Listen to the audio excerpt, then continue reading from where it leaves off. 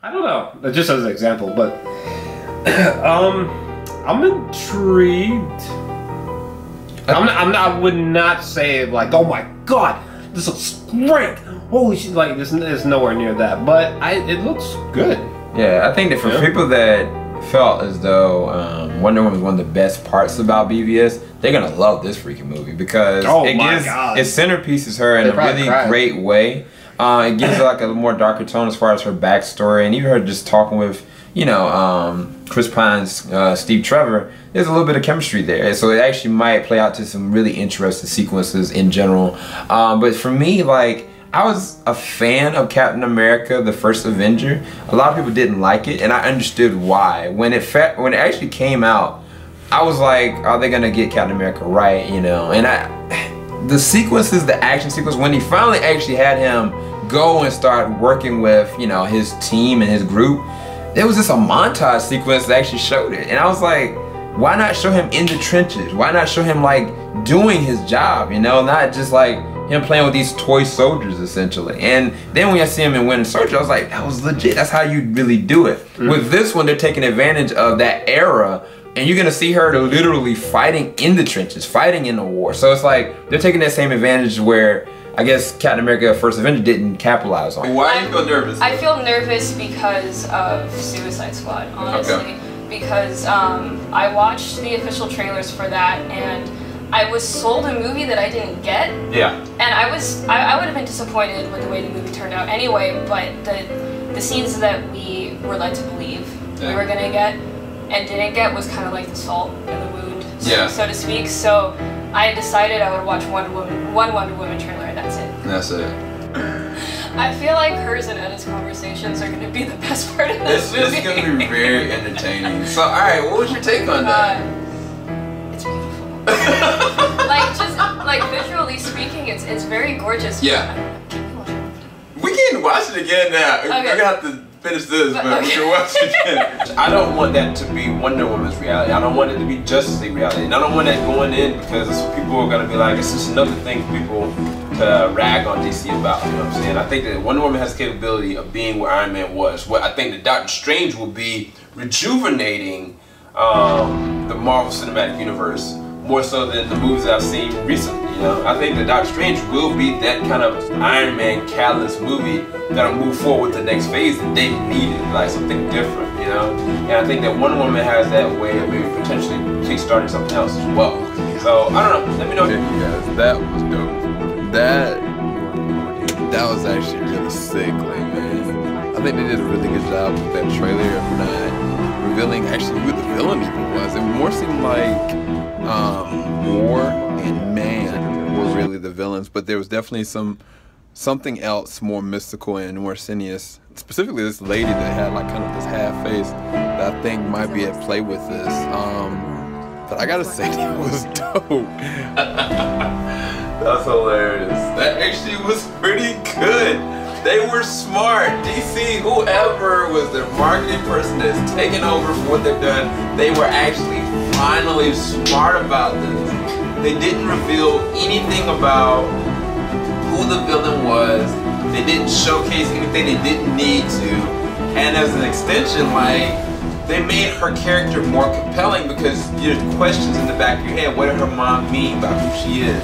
You know, what are the depths of her power? You know what I'm saying? As well as how did she get from being so optimistic and natural and loving to so callous and cold in BVS? So this has the opportunity of being very good. This actually could be very good. Okay, so what do we think, babe? It was awesome. I'm so ready for June 2nd to come because clearly we need to see Wonder Woman. Yeah, it's a really different stretch from, you know, the Hans Zimmer like kind of orchestrated score, but I thought it was a really good trailer. So I'm glad he didn't reveal it much. That was a good trailer, good final trailer. I'm excited for June 2nd, and we'll be at the theaters. Yeah, I mean, I think it definitely gets you revved up to see it. Because I'm like, yes, this is going to be awesome. Yeah, so we give it a thumbs up. We'll talk to you guys later. Peace, everybody. I gotta say, Wonder Woman was dope. I actually really genuinely enjoyed Wonder Woman. It was very compelling, it's very heartfelt. It was a genuine origin story that honestly, like it trumps most of the superhero films I've seen most of, I don't know, past 2 years, honestly. It's crazy because it definitely was a lot better than Suicide Squad, definitely a lot better than the Batman vs Superman theatrical version. Man of Steel was always my favorite, but this rivals that. It could actually technically be better. Hey, what's going on out there, YouTube? This is SEL0320 representing JVS. As you can see, I got my DC swag on all over the place, and I am talking about basically a critically acclaimed DCEU film. Yes, I'm talking about Wonder Woman. As you can kind of see some of the progressional stuff in the beginning, I've already done my review for it. You can go into that link right there, check out my non-spoiler review. If you've not seen the film, highly recommend you go and see it, because you don't want to be spoiled by anything I'm about to get into. As a matter of fact, tonight I'm going to be actually doing a spoil discussion with a whole bunch of YouTubers. Hopefully it's going to be Trophy Muncher, Farewell, Iman Snow, and this is just for part 1. Part 2 is going to be on Sunday night. I've already got that link. You can go to the description bar below to check it out, because by the time this posts, I'm going to be posting this after that's done, because I want us to all focus in on this amazing spoil discussion. And please, if I get out of breath or cough like that, it's because I've actually been very sick. On Friday, I was really sick. I had to go to the doctor and everything. This morning, I've been pretty sick. I was like worried about have to cancel, but thankfully, I'm actually feeling a lot better, thank God. And I'm about to go ahead and dive into this. Right now, it's like 5 o'clock, in less than 2 hours, the live discussion is about to begin. So, let's dive into Wonder Woman. Who was it directed by? Patty Jenkins, of course, directed it. Did an amazing job directing it. Zack Snyder actually wrote the story along with Alan Hinsberg. Alan Hinsberg was the one that did the screenplay. Initially, I think it went between multiple different people that was going to be doing the script for it. But it fell on Alan to, finish everything. And I know that Jeff Johns was an executive producer on it, but I think he also had his hands in trying to resculpt the way the confounds of the scripting was going to be. Now, let's go ahead and just touch on some different spoilers that I didn't get to talk about before. So the very introduction to Wonder Woman I thought was beautiful. I think that one of the things that this kind of had a commonality for me personally with Man of Steel is in Man of Steel, when I looked at, Superman, or not Superman, but Jor-El, his wife, and everything about their world, it seemed like its own entity, its own movie. Like, honestly, I could have looked at a whole movie just about what was in their world, what creatures, the dynamics of their infrastructure, their politics, everything. Like, it was their own specific thing. And it's no different than what they did with the mascara. I think the reason why it worked so well, and I'm actually going to name drop a couple of different people that I think that contributed to it. Specifically, I would say Robin Wright, and I would say, who else? It was a couple different people. I don't know most of the Amazonians. But I do know that Robin Wright played the Entropy. And Entropy was, I guess, Diana's aunt.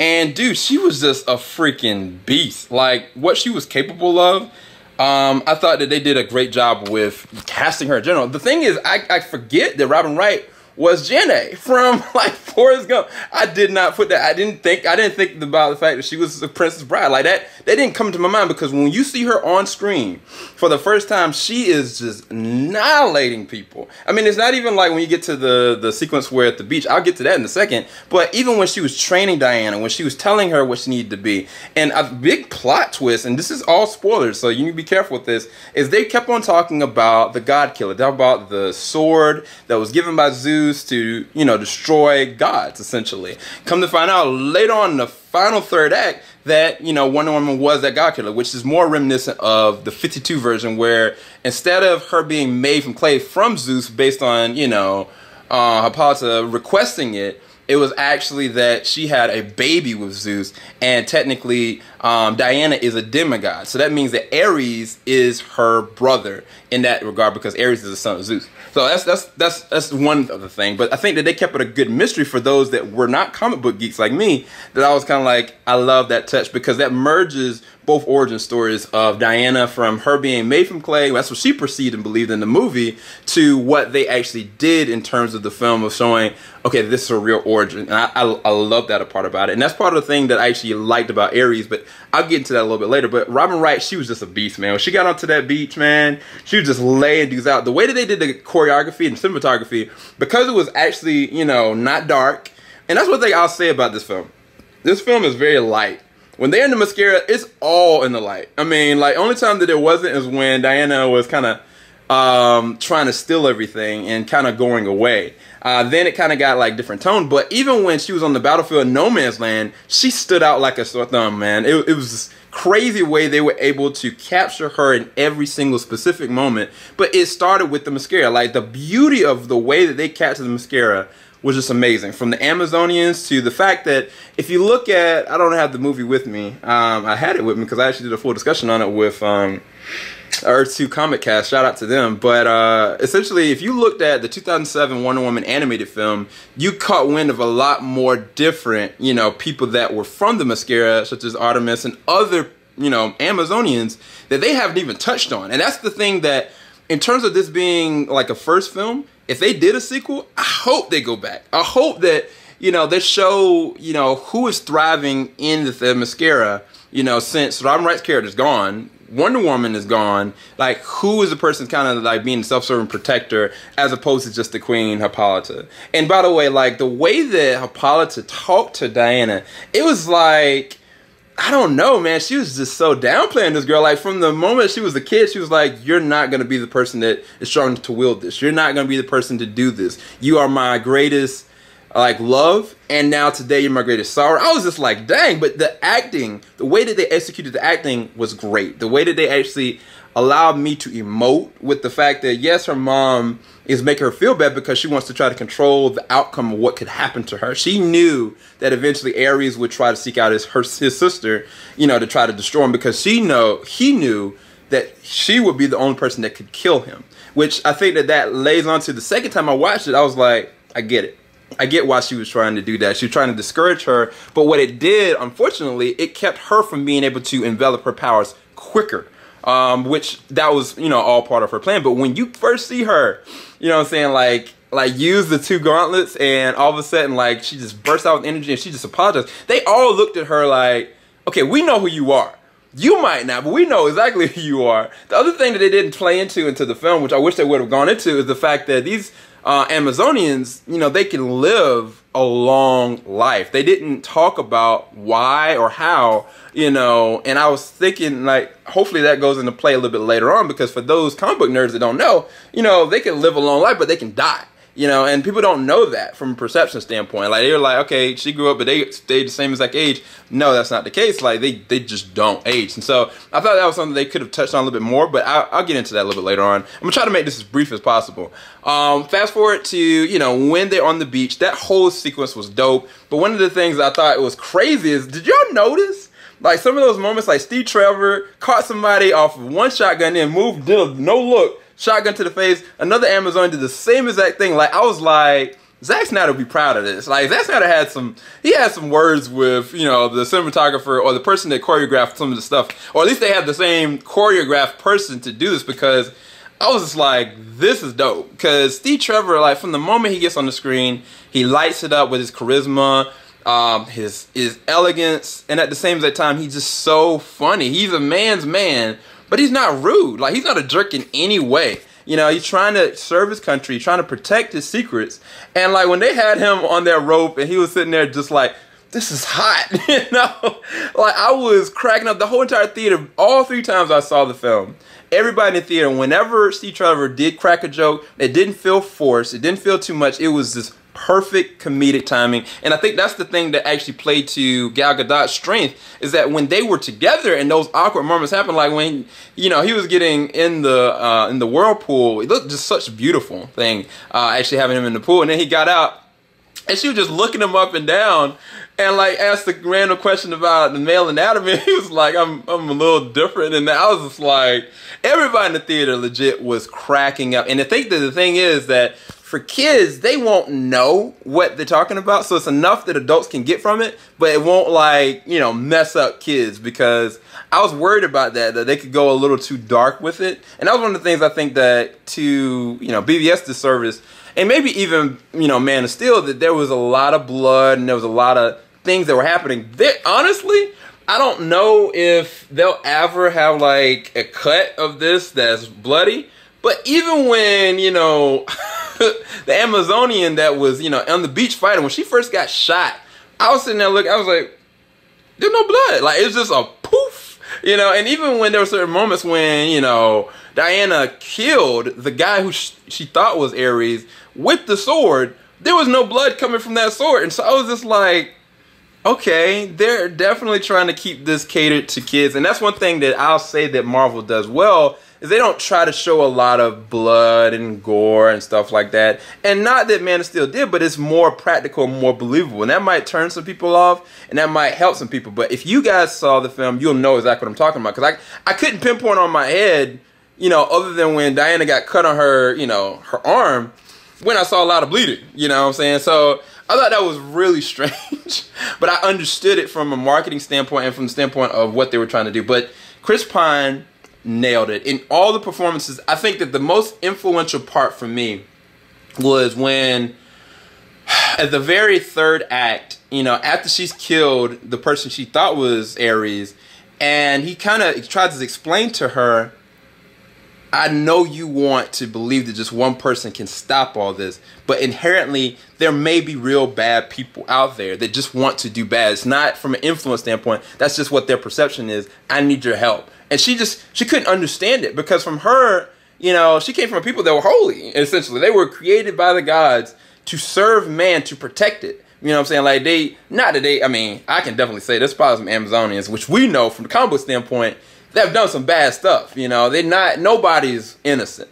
But from her perception, you know, she's not guilty in this. Like, why help? You know, like, she went on, one thing that her mom said was like, you know, they don't deserve us. You know, and that's the wrong part of thinking. And he was like, it's not about, you know, whether you should, it's what you believe you should do. And I thought that that was such a key line. And even when, you know, low-key, man, when he went up and like, sacrificed himself, that was some of the most emotional moment, because it was like he was watching as like his friends were destroying the building, as they were winning the fight, and like he smiled, and then he looked back and he had to assess what he was really doing, what he was really giving up. And I thought that Chris Pine took that scene and he went with it. Like, I was just like, dang, I feel it. The thing is that I don't know if, you know, the whole entire movie, as I said, that they try to not show a lot of gore or anything like that. I don't know if they pulled a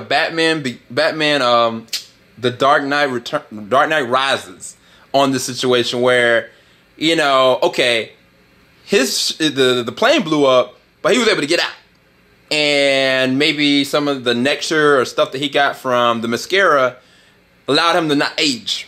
You know what I'm saying? Like, I could see them doing something crazy like that, because the reality is Chris Pine was one of the best things about this film. And I mean, maybe that's me, you know, being a hopeless romantic and being like, man, I don't want Trevor to be, I want Steve Trevor to be alive. And maybe he made it out because they never showed me. But, you know, from perception, either way, that was an emotionally driven moment that I actually did love. So if they did bring him back, it didn't take away from anything that actually really happened, because for the audience and for her, you could see her just lose it. You know what I'm saying? And when she lost it, dude, first off, no man's land. When this woman, when she got up, got on that ladder and just was like, I'm going in. Like, I was like, this reminds me of the epic moments in The Winter Soldier. At that moment, I was kind of like, what do I like better in terms of this action beat moment? And that's the thing about this film. Like, The Winter Soldier, Avengers, they have a lot more action moments throughout the entire film. Like, there's never a moment that's not action, but I love the moments where you just stop and you get to feel and you get to emote, in addition to getting those action moments. But the thing is, these action beats, when they happen, they're very specific. Just kind of like BVS. Definitely, Man still had a lot more action beat moments, a lot more destruction and carnage, but like, it was like way they actually did the action. It was just done so well that I was kind of like, I was like cheering. I was like, God dang, and like, low key, when she got through No Man's Land, I think, honestly, No Man's Land was kind of the moment where I kind of felt that euphoric feeling. But after that, when she started to go through those buildings, that was when the best moments. It's not the No Man's Land moment. It's the moment after that point when she was just like going hit after hit after hit. When she was like taking punches, when she was getting her shield knocked away, her sword knocked away, and still kept on moving. But even towards the end, and this is the thing I guess is going to be the hard thing to talk about that I couldn't talk about enough for you, is what did I think about the villains? Because the third act, I actually really liked. A lot of people are going to probably knock me for this, but I appreciated not having your conventional monster. I appreciated them showing a man underneath the costume. I personally would have been okay, you know, with a red-eyed, gray-skinned, you know, death incarnate looking Joker. You know what I'm saying? Like from Hercules. Any of you Xena Warrior Princess fans, did y'all feel when we in the mascara that we were back in Xena Warrior Princess? Like, go back and look at Xena. You will feel what I'm talking about. But even when Ares was on the scene, it was the same kind of feeling. But anyway, whew, sorry, I'm tired. It's from me being sick. I actually really enjoyed what they did with the transformation of him becoming Ares, with the armor, with the fight sequence, the fact that like she could do nothing with him at first. Like he wasn't even like touching her. He was just diving out of the way, flying, and it shows me two different things about that. One, how strategic he is, and two, what she's capable of, the fact that she's a demigod. So I thought that was dope. But in terms of the actual villains, oh man, Dr. Poison and what's the other dude's name? What was it? Ludendorff and Mrs. Poison or Captain Poison or whatever the heck her name was, they were the buffer for Ares. They even explained that. So anybody that kind of had a problem with them, you know, like he legit explained, like, I influenced them to distract you, essentially. Like that was the whole goal, to draw her out.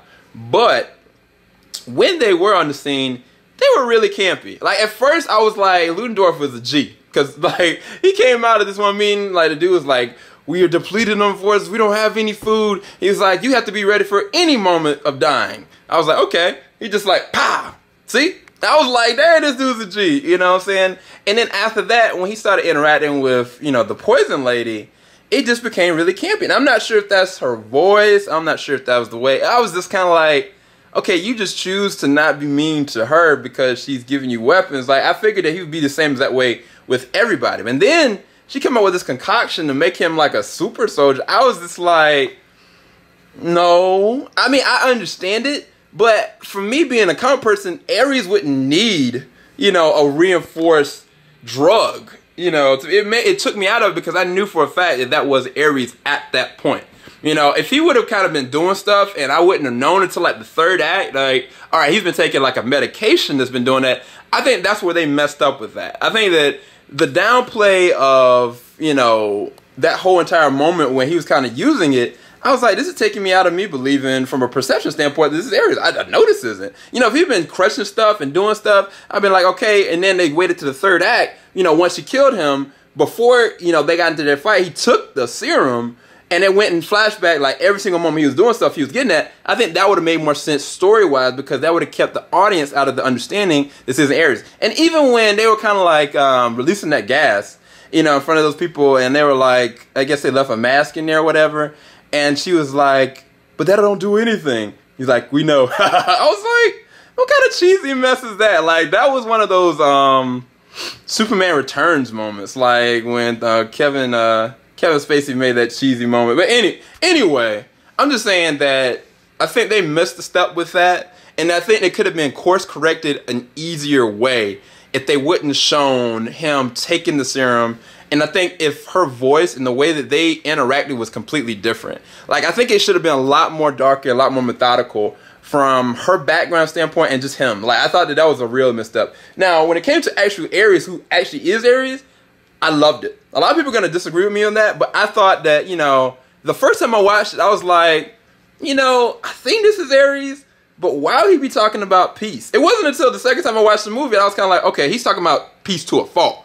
He's talking about doing peace so that the perception is that everything is okay, but then he releases the gas and do this, then that's going to be a whole other act of war and betrayal that, you know, when you detract from a peace agreement, that's even worse. Like, it's better you continue fighting than say peace and then you go and fire on somebody else. So I understood it the second time around. The first time I didn't get it. I was like, daggone. Oh, well, I guess it is.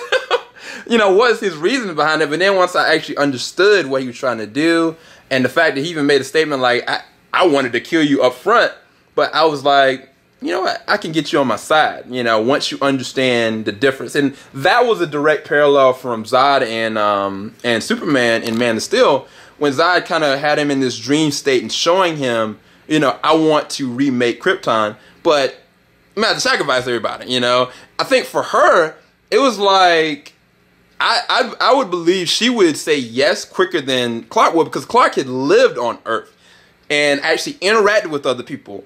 Her, she didn't. Like, she is from paradise, you know, and to look and see what actually everywhere else is, I can understand her agreeing with him, but she chose not to. And I think that was one of the things about her embracing hope and love and wonder that kind of capitalized on her character. It's so much so that Steve Trevor makes her, you know, Superman. I mean, not Superman, Wonder Woman. Sorry about that. I was thinking like way that connects to Lois Lane from Superman is Steve Trevor to Wonder Woman, but even more so, specifically in the way they actually internalized it in this one. Because in the animated film, you know, Steve Trevor was a jerk. You know what I'm saying? Like, he sacrificed he could to help her, but she was a jerk too. It was like in this one, she, like, Gal Gadot played this innocence role so well. And it was kind of like she was just a fish out of water, and she was understanding day by day, moment by moment, those specific moments of suffering, loss, hatred. And she, like, it all culminated to that one moment where she was like, how could this be? I can't believe that people would naturally want to do this, like killing children, killing women. Like, she just really couldn't, you know, grasp it. And I understood it from the way that they scripted and built it, and I thought that was perfect.